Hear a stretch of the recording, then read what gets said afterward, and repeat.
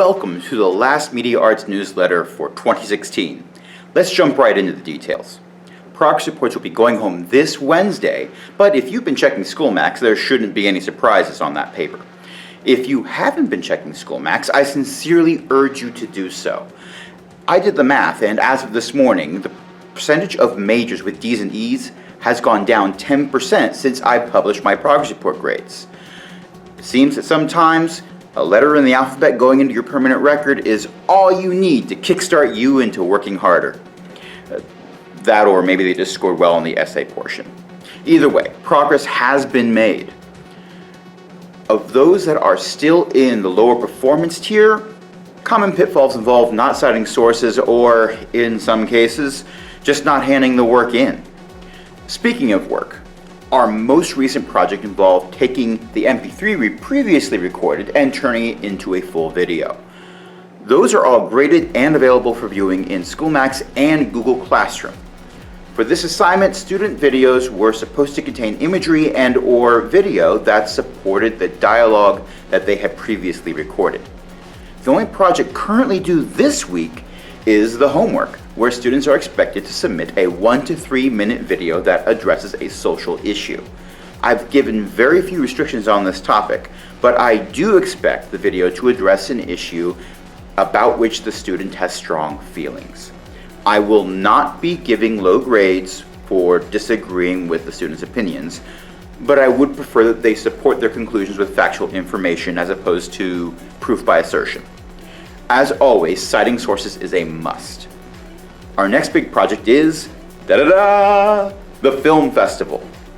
This is a really big deal and one of the ways that Filloy Media Arts gets its name out there. I've already shared the contest categories and requirements with my students, and the rubric used by the judges is literally the same one I use to assess my projects. I may have done that intentionally. For the Film Festival assignment, students need to pick one of the categories and submit a movie that would be eligible. I'm allowing previous videos, so long as they were done this year, to be submitted after being reworked, but it is imperative that they submit their best effort possible. That means that if a student scored a 40 out of 50 on a video they handed in October, and then they submit that for the film festival without changing anything, their score will be lower for the same work because they're insisting that their best effort involves not fixing their mistakes. This is where all that feedback I've written will start to pay off, assuming it hasn't already. Students aren't required to resubmit work. I know a few who intend to make a new video from scratch. This is perfectly fine and, depending on the category they select, required. The Film Festival assignment will be counted as our midterm, which means it will be a 100-point assessment grade. If a student likes skipping projects, I wouldn't skip this one. It will be due no later than January 13th.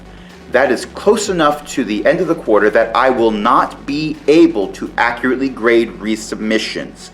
I repeat, this is not an assignment where a parent can send in an email and then the child resubmits the work for a higher grade. I urge students to take advice from the musical Hamilton and not throw away their shots. I've done this once before, so why not? As a reward for getting to the end of this video, if you email me before 2 p.m. tomorrow, Tuesday, December 20th, and include your child's letter grade as it is in SchoolMax in the email, I will add 5 points of extra credit to their homework assignment due this week. That's all for this week. As always, if you have any questions or comments, please do not hesitate to email me at aaron.smith@pgcps.org. Until next time, have fun and have a wonderful winter break.